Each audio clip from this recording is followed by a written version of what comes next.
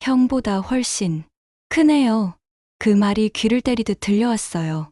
방금 전까지만 해도 꿈이라고 믿고 싶었는데 그녀의 속삭임은 너무 생생했습니다. 나는 반사적으로 이불을 끌어당겼고 그녀는 손을 멈춘 채 놀란 표정으로 날 바라봤죠. 영수 씨, 설마 이게... 숨소리마저 어색하게 얽혔습니다. 말도 꺼내기 힘든 이 상황에서 이건 분명 사고였어요. 아주 큰 실수였죠. 그날은 금요일 오후 4시였습니다. 나는 평소보다 조금 일찍 가게 문을 닫고 낚시 준비를 마친 채 인천 송도로 향했어요. 오랜 친구 형철이와 선상 낚시 약속이 있었거든요. 30년 지기 친구요. 그 형님이 그러더라고요. 금요일 저녁에 와서 자고 가. 새벽에 나가려면 서울에서 나오기 빠듯할 거야. 그래서 선뜻 좋다고 했죠. 낚시가 좋아서도 있지만 혼자 있는 주말이 더는 지긋지긋했거든요. 형은 바쁜 회의가 있다고 했고 나보고 미리 들어가 있으라고 비밀번호까지 알려줬습니다. 송도에 도착하니 벌써 5시. 집은 깨끗했고 창밖은 멋졌으며 방은 조용했어요. 나는 그중 제일 끝방, 아마 손님방이겠지 싶어 가방을 내려놓고 침대에 누웠습니다. 며칠째 잠을 제대로 못 자서 그런지 그 푹신한 침대는 눈을 감는 순간 모든 걸 잊게 만들었죠. 그렇게 잠들었고 문제는 바로 그 다음이었어요. 등 뒤로 느껴진 체온. 조심스럽지만 익숙한 손길. 속삭이듯 내려앉는 그녀의 숨결. 여보, 오늘은 일찍 왔네요. 그녀, 연주 씨였죠. 형철이 아내. 형보다 8살 어린 46살. 몇 번 본 적 있었지만 나와는 인사 외엔 아무 인연도 없던 사람. 그녀는 나를 형이라고 착각한 채 이불 안으로 들어왔고 나는 꿈이라고 착각한 채 몸을 맡겼습니다. 우리가 서로의 정체를 눈치채기까지는 몇 초가 채 걸리지 않았습니다. 그녀는 갑자기 손을 멈췄고 당황한 얼굴로 속삭였죠. 이게 너무 커요. 이건 형이 아닌데. 나는 벌떡 몸을 일으켰고 그녀도 침대에서 물러났습니다. 방불을 켠 순간 정적이 흘렀어요. 영수 씨, 왜 여기에? 나는 정신없이 설명을 늘어놨어요. 형이 미리 오라고 했고 비밀번호도 알려줬고 낚시 가기로 했고. 그녀는 얼굴을 감싸 쥔 채 말없이 고개를 저었어요. 남편이 나한테는 아무 말도 안 했네요. 어떻게? 한동안 둘 다 아무 말도 하지 못했습니다. 방 안엔 우리 숨소리만 울렸죠. 나는 최대한 침착한 척 말했습니다. 그냥 아무 일도 없던 걸로 해요. 서로 조심하면 되잖아요. 그녀는 고개를 끄덕였고 방을 나갔습니다. 문이 닫히는 소리가 유난히 크게 들렸어요. 그날 저녁, 형철 형은 늦게 도착했습니다. 연주 씨는 아무 일 없던 사람처럼 저녁을 차려주었고 우리는 셋이서 함께 밥을 먹었어요. 하지만 밥상 위 공기는 너무 무거웠습니다. 그녀와 나는 눈을 마주치지 않으려 했었고 그럴수록 시선은 더 자주 엇갈렸어요. 밥을 뜨는 젓가락 너머로, 불고기 냄새 너머로 정체 모를 감정이 번졌죠.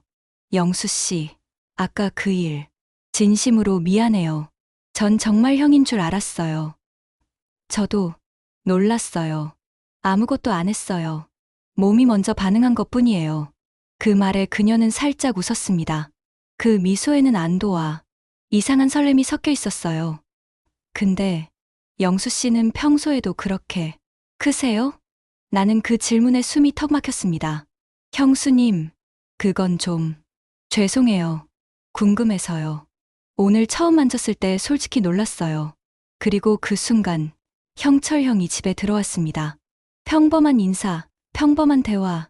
하지만 내 심장은 여전히 쿵쾅거리고 있었죠. 아까 그 감촉이, 온기가, 목소리가 머릿속을 떠나지 않았어요. 그날 밤, 나는 손님 방에서 홀로 천장을 바라보며 한숨만 쉬었습니다.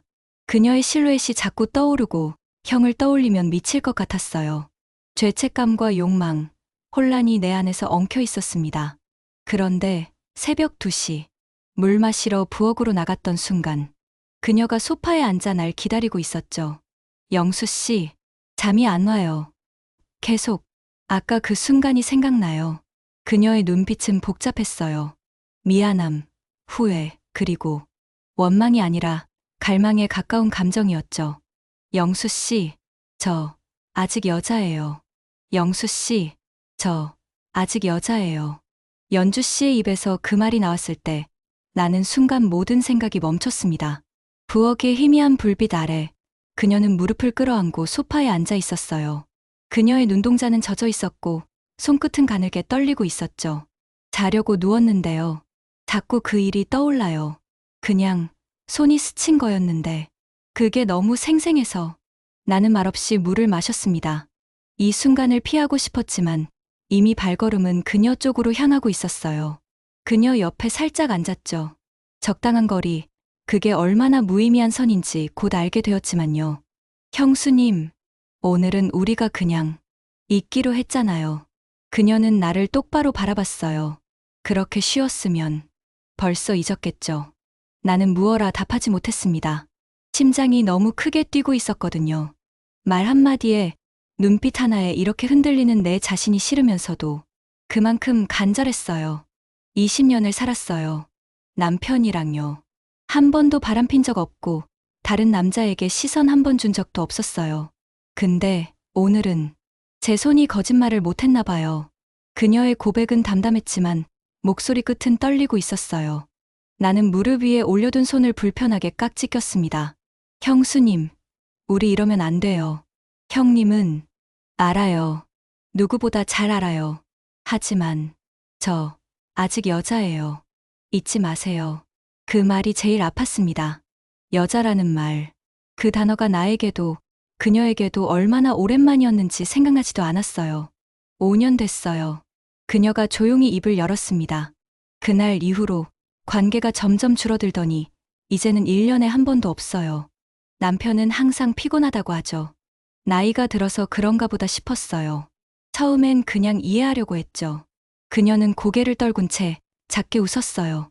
그 웃음은 웃음이 아니었죠. 근데요, 여잔 몸보다 마음이 먼저 굶주려요. 남편이랑 같이 있어도 나란 사람은 그냥 배경처럼 느껴질 때가 있어요. 영수 씨, 제가 언제 마지막으로 여자로 불린 줄 아세요? 나는 조심스레 고개를 저었습니다. 그녀는 고개를 돌려 나를 바라보며 말했어요. 오늘이었어요. 당신이 저를 여자로 만들었어요. 그녀가 내 손등 위에 손을 얹었습니다. 그 따뜻한 감촉에 나는 손을 빼지 못했어요. 아니, 움직일 수가 없었죠. 죄책감은 있어요. 하지만 그보다 더 큰 건 지금 이 감정이에요. 누군가가 날 다시 바라봐준다는 거, 나를 여자로 봐준다는 거. 그게 이렇게 울컥한 감정인 줄 몰랐어요. 나는 목이 탔습니다. 말을 꺼내고 싶은데 아무 말도 떠오르지 않았어요. 그럼요. 저는 지금도 외롭습니다. 저 역시 누군가의 남편이었고 아이들의 아버지였어요. 하지만 지금은 아무도 제 방을 두드리지 않아요. 나는 조용히 말했죠. 이제는 누구한테 잘 자란 말도 듣지 못하고 누가 감기 걸리지 말라는 말도 안 해줘요. 그녀가 살짝 웃었습니다. 나도요. 매일 저녁 밥을 차려도 그저 익숙한 사람과 식사를 한다는 느낌뿐이었어요. 근데 오늘 당신이 밥을 먹을 때 나를 보던 눈빛, 그게 오래 기억에 남을 것 같아요. 그 순간 나는 저도 모르게 그녀의 손을 가볍게 감쌌습니다. 그녀는 놀라지 않았어요. 오히려 살며시 손가락을 엮었죠. 오늘 아무 일도 없었으면 좋겠다고 생각했어요. 그런데 지금은 한 번쯤은 내 감정에 솔직해져도 되지 않을까. 그런 생각이 들어요. 나는 말했습니다. 형수님, 아니, 연주 씨, 이게 오늘로 끝이라면 우리 지금 이 순간에만 솔직해질 수 있을까요? 그녀는 가만히 고개를 끄덕였습니다. 딱 한 번만. 저도 그게 궁금했어요. 내가 아직 여자인지, 누군가에게 설렐 수 있는 사람인지, 그리고 당신 품이 어떤지. 그녀의 손길이 다시 다가왔고 나는 이번엔 피하지 않았습니다. 그 밤의 공기엔 죄책감도, 윤리도, 도덕도 잠시 잊혀졌어요. 남겨진 건 갈망과 외로움의 교차였죠.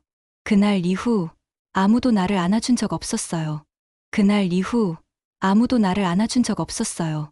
연주 씨는 조용히 창밖을 바라보며 그렇게 말했습니다. 아직 새벽도 오지 않은 시간이었죠. 어둠이 깊어질수록 방 안은 점점 더 뜨거워지고 있었습니다. 우린 말없이 소파에 나란히 앉아 있었고 그저 손등이 스칠 듯 말 듯 닿아 있었죠. 제가요. 혼자 자는 게 익숙해질 줄 알았어요. 근데요. 이불을 아무리 덮어도 그 안이 이렇게 차가운 줄은 몰랐어요. 나는 무슨 말을 해야 할지 몰라 침묵했습니다. 그녀의 고백은 단순한 외로움이 아니었어요. 누구에게도 말하지 못한 오랜 침묵의 결과, 마치 쌓인 먼지를 털어내듯 터져 나오는 깊은 울음이었죠. 결혼하고 처음 몇 년은 좋았어요. 남편은 책임감 있고 다정했고, 나도 그가 자랑스러웠어요. 하지만 10살 차이는 결국 몸으로 나타나더라고요. 연주 씨는 손으로 무릎을 문질렀습니다. 어떤 기억은 말할수록 생생해지고, 어떤 감정은 토해낼수록 진해지죠. 어느 날부터인가, 그는 내게 손을 대지 않았어요. 처음엔 내가 싫어진 건가 싶어 화장도 해보고, 다이어트도 해보고, 근데 결국 나만 바보처럼 애쓰고 있었던 거더라고요. 그녀는 웃었지만 그 웃음 안에는 눈물이 묻어났습니다. 나는 조용히 그녀에게 물었습니다. 그게 언제부터였어요? 8년 전. 첫 갱년기 진단받고 나서부터요. 그날 이후로 그는 내 어깨에 손을 올리지도 않더라고요. 나는 숨을 깊게 들이마셨습니다. 내가 뭔가 할 수 있었던 것도 아니고 위로의 말마저 공허하게 느껴졌죠. 형님은 모르시겠지만 정말 좋은 분이에요. 그녀가 고개를 끄덕였어요. 알아요. 좋은 사람이죠. 하지만 좋은 남편이란 말과 좋은 사람이란 말 사이엔 미묘한 간극이 있어요. 그 말이 마음속에 깊게 박혔습니다. 나는 떠오르듯 말했죠. 형수님도 아니, 연주 씨도 분명 예뻤어요. 지금도 예뻐요. 그녀가 살짝 눈을 올렸습니다. 살짝 젖은 눈동자. 그 속에 서린 건 안도와 갈망이 섞인 감정이었어요. 당신, 그런 말 자주 해요? 여자한테? 아니요. 오늘 처음이에요. 진심이니까. 감당할 수 있겠다는 생각이 들어서요. 그녀가 내 손등 위에 손을 올렸습니다. 이번엔 우리 손가락이 자연스럽게 맞닿았죠. 그녀는 가만히 눈을 감았습니다. 잠깐만 안아주세요. 그 이상은 아니에요. 그냥 품이 그리웠어요. 나는 천천히 그녀의 어깨를 감쌌습니다. 그녀의 머리가 내 가슴팍에 기대졌고 숨결이 내 셔츠를 적셨습니다. 그렇게 한참을 있었어요. 하지만 이상하게도 내 손끝이 떨렸습니다. 머리는 멈추라고 했지만 가슴은 조금만 덜하고 속삭였죠. 영수 씨. 네. 오늘이 지나면 우리는 다시 남남처럼 지낼 수 있을까요? 나는 대답하지 못했습니다. 그 질문이 이미 우리 사이의 경계를 무너뜨리고 있었으니까요. 그래도 오늘 하루만큼은 제가 여자인 걸 잊지 않게 해주세요. 그녀는 조용히 손을 뻗어 내 볼을 쓰다듬었습니다. 따뜻했고, 담백했고, 절박했어요. 나는 아무 말 없이 그녀의 손을 감쌌고, 그녀는 천천히 일어났습니다. 그리고 한마디 했습니다. 이불 속이 아니라, 이젠 나란히 누워도 돼요. 우리는 다시 손님방으로 향했습니다. 형철 형은 여전히 꿈속이었고, 아무도 이 집의 공기 속에 감춰진 비밀을 눈치채지 못했죠. 문을 닫고, 불을 끄고, 서로의 온기에 의지해 조용히 이불을 덮었습니다. 이번엔 실수도 아니었고, 착각도 아니었습니다. 우리 둘 다 알고 있었죠. 넘지 말아야 할 선을 넘고 있다는 걸. 하지만 그 순간만큼은 그 어떤 옳고 그름보다 내가 살고 있다는 감각이 더 강했어요. 영수 씨, 나 사실 예전부터 알고 있었어요. 그날 아침 형철 형이 현관문을 열고 나가던 뒷모습을 나는 애써 외면했습니다. 그가 없는 그 집엔 나와 연주 씨 단둘만 남아 있었죠. 고요했습니다. 창문을 타고 들어온 아침 햇살이 거실을 천천히 비추고 있었고, 커피잔에서 올라오는 김처럼 그 밤의 온기만이 잔상처럼 맴돌았어요. 나는 짐을 챙기려 손님방으로 들어갔고, 연주 씨는 조용히 따라와 문턱에 기대섰습니다. 말없이 내 등을 바라보다가 갑자기 조심스럽게 입을 열었습니다. 영수 씨? 네, 나 사실 어젯밤 당신이 그 방에 올 거란 걸 알았어요. 나는 고개를 돌렸습니다. 그녀의 표정은 진지했고 눈빛엔 망설임 대신 결심이 서려 있었어요. 그날 남편이 당신 올 거라고 얘기한 거 들었어요. 현관 비밀번호 알려주는 것도. 그럼 왜 그랬어요? 왜? 모르는 척. 연주 씨는 잠시 입술을 다물었고 한숨처럼 짧은 숨을 내쉬었습니다. 그게 내 마지막 선택이었어요. 그녀는 천천히 방 안으로 들어와 내 앞에 섰습니다. 나는 들고 있던 가방을 내려놓았습니다. 나 사실 남편 몰래 심리 상담을 몇 달째 받고 있어요. 그 말에 나는 잠시 멈칫했습니다.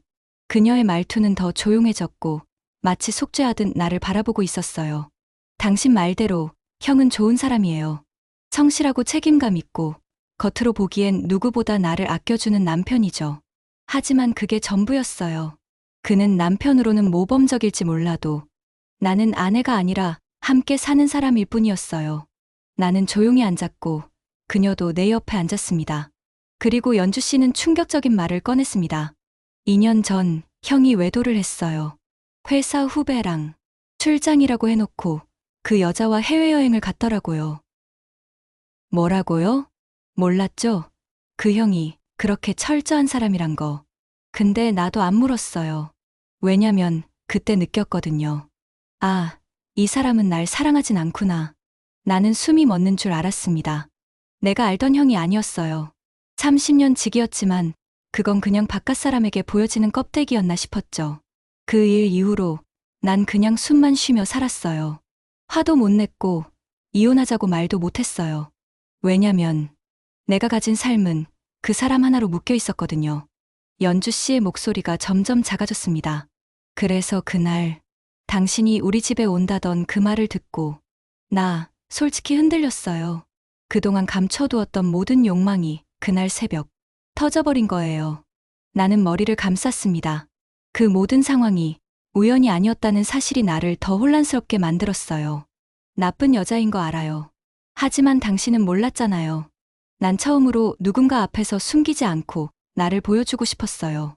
그녀는 내 무릎 위에 조심스럽게 손을 얹었습니다. 당신이 내게 그런 기회를 줬어요. 살아있다는 느낌. 여자로서 다시 숨 쉬게 해준 사람이 당신이었어요. 나는 무겁게 숨을 들이켰습니다. 형한테 말할 생각은 없죠? 없어요. 그럴 이유도 없고, 이건 복수도 아니고 사랑도 아니에요. 그냥 나한테 허락한 단 하루였어요. 나는 고개를 끄덕였습니다.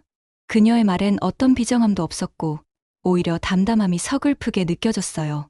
그 순간, 내 안에서 형을 향한 존경이 조용히 부서지는 소리가 들렸습니다. 내가 그토록 우러러보던 사람도 결국 똑같은 인간이었구나.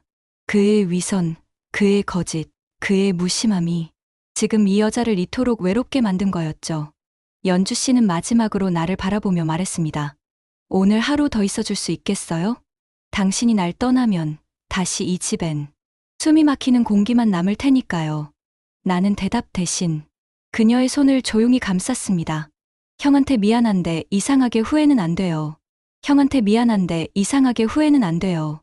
나는 그 말을 하고 한동안 입을 다물었습니다. 그녀는 고개를 살짝 떨군 채 내 손을 쥐고 있었어요. 어느새 우리는 거실이 아닌 안방, 바로 형철 형이 자던 침대에 나란히 앉아 있었죠. 그건 무언의 선택이었고 한 발 더 넘어서는 경계였습니다. 형이 바다 위에서 낚시를 즐기고 있는 동안 그의 아내와 그의 침대에서 나는 말을 잇지 못했습니다. 양심은 비명을 지르고 있었지만 몸과 마음은 놀랍게도 평온했습니다. 이상하죠? 죄책감보다 당신이 날 여자로 봐준 게 더 고마워요. 연주 씨가 말했습니다. 그녀의 눈은 분명 미안함을 담고 있었지만 동시에 묘한 결심도 보였어요. 나는 조용히 물었습니다. 처음부터 형과 나 사이 비교했었나요? 그녀는 짧게 숨을 쉬며 고개를 끄덕였습니다. 처음은 아니었어요. 근데 그날 손끝에서 느껴졌죠. 다르다는 걸. 그리고 당신은 내가 뭘 원하는지 알아보는 눈이 있었어요. 그녀는 천천히 내 셔츠 단추를 하나하나 풀기 시작했어요. 나는 말리지 않았습니다. 형이랑 살면서 단 한 번도 이런 감정을 가져본 적 없어요. 그녀의 손이 멈췄고 나는 묻지 않을 수 없었습니다. 그럼 만약 형이 오늘 모든 걸 알게 된다면 연주 씨는 뭐라고 말할 거예요? 아무 말도 하지 않을 거예요. 미안하다고도 사랑한다고도. 왜냐면 이건 말로 되는 일이 아니니까요. 그녀는 담담하게 말했지만 그 속엔 깊은 슬픔이 묻어 있었어요.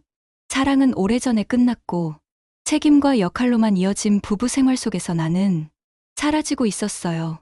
그런데 당신이 그걸 꺼내준 거예요. 내 안의 여자라는 존재를. 나는 더는 말하지 않았습니다. 침묵이 모든 걸 대신했고 그 밤은 다시 우리만의 시간이 되었습니다. 다음 날 아침 나는 더 이상 그 집에 머물 수 없다는 생각에 짐을 챙겼습니다.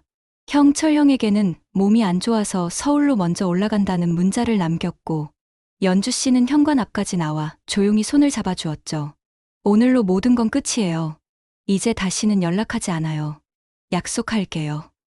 근데 그녀가 문득 눈을 들었습니다. 당신과 있었던 시간은 평생 제 안에서 숨 쉬며 살아갈 거예요. 나는 대답하지 못한 채 고개를 숙였습니다. 연주 씨의 눈동자엔 눈물이 맺혀 있었지만 후회는 보이지 않았어요. 엘리베이터 문이 닫히는 순간 나는 깨달았어요. 어떤 사람은 평생 누군가의 그림자 안에 살아가고 또 어떤 사람은 단 하루의 빛으로 평생을 비추죠. 그리고 나는 그녀에게 그 하루가 되었던 사람이었습니다. 하지만 동시에 그 하루가 누군가의 평생을 망가뜨릴지도 모른다는 걸 나는 알고 있었습니다. 형, 저한테 거짓말했죠? 형, 저한테 거짓말했죠? 그 말이 튀어나온 순간 형철 형은 커피잔을 내려놓았습니다. 우리 둘은 여느 때처럼 인천의 작은 바닷가 카페에 앉아 있었어요. 형은 늘 그랬듯 똑같은 얼굴, 똑같은 말투로 나를 대하고 있었지만 이젠 그게 믿기지 않았습니다. 며칠 전의 일 이후 나는 형을 피하지 않았습니다. 오히려 더 자주 보고 더 자주 웃으며 더 깊이 관찰했죠. 그의 눈빛 하나, 말투 하나가 예전 같지 않다는 걸 이젠 나만 알고 있었어요. 뭐가? 무슨 말이야, 영수야. 형은 웃으며 물었지만 나는 그 웃음 뒤에 어렴풋한 긴장을 읽었죠. 형, 2년 전 해외 출장은 출장 아니었죠? 형철 형의 미간이 순간 찌푸려졌습니다. 아주 미세하게, 그러나 분명히. 누가 그 얘기를 하디? 형수님이요. 그 말에 형은 숨을 들이마셨고 나는 그 숨소리에서 진실을 느꼈습니다. 아무 말도 안 했었는데 그게 더 문제예요. 형. 형은 형수님한테도 나한테도 아무 말도 안 했다는 거. 나는 커피를 내려다봤습니다. 한 모금도 넘기지 못한 커피가 식어가고 있었죠. 형, 나한테 도덕이 얘기 자주 했잖아요. 사람이 사람을 배신하면 안 된다고. 근데 형은요, 이미 오래전에 형수님을 여자 아닌 사람으로 만들어버린 거예요. 형철 형은 조용히 고개를 떨궜습니다. 처음으로 나를 향해 아무 말도 하지 못한 채 그때 실수였어. 잠깐 흔들렸던 거고 다신 그러지 않았어. 연주한테는 미안하지만 그건 과거일 뿐이야. 그 변명에 나는 참았던 화가 치밀었습니다. 과거요? 형수님은 그 과거 하나 때문에 2년을 숨만 쉬고 살았어요. 그런데 형은 그냥 잊었대요. 그게 과거예요? 그럼 형수님 삶은 뭐예요? 형이 버리고 지나온 장면이에요? 내 말에 형은 아무 말도 하지 않았습니다. 창밖만 바라보며 침묵했죠. 나는 형이 말하는 과거가 얼마나 무서운 단어인지 그제야 뼈저리게 느꼈습니다. 누군가에겐 끝나버린 실수지만 또 다른 누군가에겐 아직도 매일을 파괴하는 독이 될 수도 있는 거죠. 며칠 후 나는 연주 씨를 다시 만났습니다. 그녀는 더 말랐고 더 조용했어요. 하지만 눈빛은 단단했죠. 남편이 요즘 이상하게 굴어요. 당신이 뭔가 말했죠? 아니요. 아무 말도 안 했어요. 그냥 내가 알게 됐다는 것만 알려줬어요. 그녀는 작게 고개를 끄덕였습니다. 고마워요. 그 말 하나로도 저는 숨을 쉴 수 있었어요. 이젠 뭐가 달라졌어요? 그녀는 말없이 허공을 봤습니다. 그 눈빛은 멀었고 차분했으며 그리고 결심에 가까웠습니다. 형수님은 이젠 형을 미워해요? 그녀는 고개를 저었습니다. 아니요. 형을 안타까워해요. 자기 아내가 어떻게 무너지는지도 몰랐던 사람이니까. 나는 그 말에 심장이 덜컥 내려앉는 느낌이었어요. 그녀는 미워하지도 화내지도 않았습니다. 그 대신 내가 이제부터 뭘 하든 그 사람이 나한테 뭐라고 할 자격은 없어요. 그 말은 마치 선언 같았습니다. 그날 밤 나는 집으로 돌아가는 길에 문득 깨달았습니다. 나는 이제 두 사람 사이에 서 있습니다. 형을 형이라고 부를 수 없게 된 사람, 그리고 그녀를 형수라고 불러선 안 되는 사람. 그때 문자가 하나 도착했습니다. 연주 씨, 다음 주에 다시 올래요? 그때처럼 조용히, 아무 말 없이. 나는 휴대폰을 들고 한참 동안 가만히 있었습니다. 입술 끝이 떨렸고 손가락이 움직이지 않았어요. 그러다 나는 천천히 화면을 눌렀습니다. 답장. 이번엔 내가 요리해 갈게요. 그날처럼 당신 웃게 해주고 싶으니까. 형이 무너뜨린 사람이에요. 나는 그 잔해에서 다시 살아난 거고요. 형이 무너뜨린 사람이에요. 나는 그 잔해에서 다시 살아난 거고요. 그녀가 그렇게 소리쳤을 땐 이미 모든 게 늦어버린 후였어요. 형철형은 거실 한가운데에 얼어붙은 채 서 있었고 나는 그 옆에서 입술을 깨물며 아무 말도 하지 못하고 있었습니다. 형은 아무 말도 하지 못했습니다. 그리고 연주 씨는 눈물을 흘리지 않았습니다. 오히려 누구보다도 담담했고 당당했죠. 며칠 전 다시 만난 그날, 연주 씨는 테이블 위에 직접 끓인 된장찌개를 놓으며 말했어요. 이젠 무슨 일이 일어나도 나는 두렵지 않아요. 그 말 믿어도 돼요? 그날 이후로 나는 더 이상 형수가 아니라 내 이름을 가진 여자예요. 이연주. 그녀는 그렇게 말하며 내 이름을 불렀습니다. 영수 씨, 나 영수 씨 덕분에 다시 살고 있어요. 형에게 복수하고 싶었던 건 아니에요. 다만 나 자신을 회복하고 싶었을 뿐이에요. 우리는 그렇게 또 하루를 함께 보냈습니다. 다른 장소, 다른 분위기, 다른 마음으로. 하지만 그 온기는 더 짙고 깊었습니다. 그날 밤 연주 씨는 말했습니다. 다음엔 내가 갈게요. 당신 집으로. 남편이 있는 이 집 말고 이젠 당신이 사는 공간으로 가고 싶어요. 나는 가만히 그녀를 안았습니다. 그녀의 향기가 익숙해지고 있었어요. 하지만 동시에 어딘가에서 서늘한 기운이 감돌았죠. 무너질 듯한 감정의 절벽 아래 우리는 또다시 발을 딛고 있었으니까요. 그리고 마침내 그날이 왔습니다. 형철형이 출장에서 일찍 돌아온 날, 예정에도 없던 귀가였죠. 나는 마침 그 집에 있었고 연주 씨는 주방에서 김치전을 부치고 있었습니다. 현관문이 열리던 순간 모든 공기가 얼어붙는 듯했습니다. 영수야? 내가 여기 왜? 나는 말을 잇지 못했고 연주 씨는 조용히 손을 닫고 거실로 나왔습니다. 왜 놀라요? 당신한테 감출 건 이제 없어요. 형은 그제야 깨달은 듯 말없이 주먹을 쥐었습니다. 내가 감히 우리 집에 들어와 우리 사이를. 그때 그녀가 외쳤습니다. 우리 사이요? 형은 무너뜨린 그 사이가 아직도 존재한다고 믿어요? 형이 깨뜨렸어요. 그날 후배랑 해외 갔던 그때부터 당신이 시작한 일이에요. 나는 그 잔해 위에 선 여자였어요. 형은 고개를 떨구었습니다. 나는 형의 얼굴을 처음으로 끝까지 똑바로 바라봤습니다. 그리고 말했죠. 형, 나 형을 평생 존경했어요. 가족 같다고 생각했어요. 근데 형도 날 속였고 형수님도 버렸어요. 형은 미동도 없이 서 있었습니다. 그 모든 말을 듣고도 그저 숨만 쉬고 있었죠. 연주 씨가 마지막으로 말했습니다. 이제 나 이 집을 떠날 거예요. 남편이 아니라 당신이 만든 틀에서요. 며칠 후 연주 씨는 내 집 문 앞에 서 있었습니다. 가방 하나, 단발머리, 그리고 맨 얼굴. 그녀는 말없이 웃었습니다. 이제 나 여자예요. 누군가의 아내도 형수도 아닌 그냥 나, 이연주. 나는 문을 열었습니다. 그리고 그녀를 맞이했습니다. 그날 밤 우리는 처음으로 선택한 공간에서 자유로운 사람으로 조금의 죄책감도 없이 서로를 안았습니다. 그날을 기점으로 우리의 운명은 완전히 뒤바뀌었습니다. 나는 이제 누구의 아내도 아닌 나라는 사람으로 살 겁니다. 그녀가 떠나고 한 달쯤 지났을 무렵 형철형에게서 짧은 문자 하나가 왔습니다. 잘 지내냐? 연주는 괜찮니? 나는 답하지 않았습니다. 할 말이 없는 건 아니었지만 이제는 말로 정리할 수 있는 일이 아니었기 때문이죠. 그날 이후로 나는 한동안 아무에게도 연락하지 않았습니다. 연주 씨도 조용히 자신의 삶을 정리하느라 분주했어요. 이혼 서류는 형이 조용히 정리했고 그녀는 단 한 번도 과거를 돌아보지 않았습니다. 어느 일요일 아침 그녀가 내게 전화를 걸어왔습니다. 오랜만에 듣는 목소리는 한층 가벼워져 있었죠. 아직도 그 집에서 혼자예요? 응. 누구 들일 생각 없어. 나도 그래요. 근데 말이죠. 혼자 있어도 이제 외롭진 않아요. 내가 누군지 다시 알게 됐으니까요. 그녀는 그렇게 말하며 웃었습니다. 그 웃음소리는 예전과 달랐습니다. 누구에게도 휘둘리지 않는 자기 삶을 되찾은 사람만이 낼 수 있는 그런 웃음이었죠. 영수 씨, 우리 다시 시작할까요?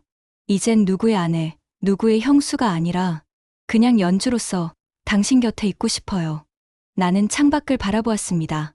가을 햇살이 베란다를 가득 채우고 있었고 식탁 위엔 식은 커피 한 잔이 놓여 있었죠. 이번엔 내가 먼저 갈게요. 당신한테 내 삶을 걸어도 되냐고 물으러 그녀는 아무 말 없이 한참을 있다가 작게 대답했습니다. 그럼 문 열어둘게요. 이번엔 내가 기다릴게요. 내가 그녀를 처음 봤을 때는 지쳐있고 굳어있었고 무너진 채였어요. 그런데 지금의 그녀는 누구보다도 자유롭고 단단했습니다. 나 역시 달라졌습니다. 형의 그늘에서 벗어나 처음으로 내 감정에 솔직해졌고 누구의 것도 아닌 나만의 선택을 할 수 있게 되었죠. 연주 씨는 이사했습니다. 철 형과 함께 살던 그 집을 완전히 정리하고 작은 전셋집으로 옮겼습니다. 새 벽지, 새 식탁, 그리고 창문 너머 햇살이 잘 드는 집이었어요. 나는 그 집에 처음 초대받았던 날을 아직도 기억합니다. 그녀는 앞치마를 두르고 있었고 벽엔 혼자 걸어둔 사진 한 장이 붙어 있었죠.